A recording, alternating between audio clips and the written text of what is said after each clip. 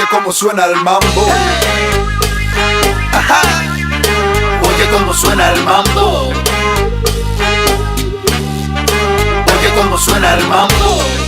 Shibaram chiranda, shibaram chiranda, shibaram chiranda, shibaram chiranda.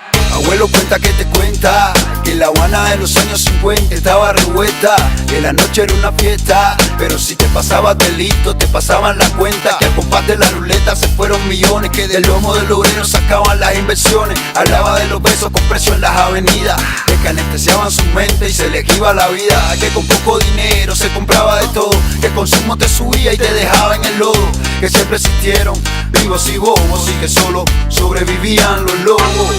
Sobrevivían los lobos, solo los lobos. Era brutal, en estos tiempos sigue igual.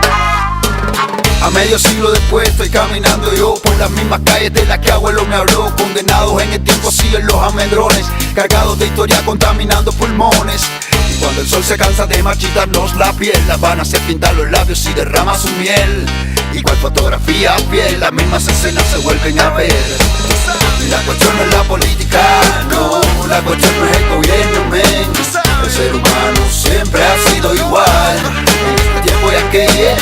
La cuestión no es la política, no, la cuestión no es el gobierno, men. El ser humano siempre ha sido igual, en este tiempo y aquel. Abuelo tiene que entender, la gente no solo se conforma con salud para leer, la gente quiere poder, aunque todo de nuevo se vuelva a joder. Siempre decía que las diferencias no están bien, que los que tenían mucho poco debían de tener. Abuelo tiene que entender, sería mejor si los que tuvieran poco tuvieran mucho también.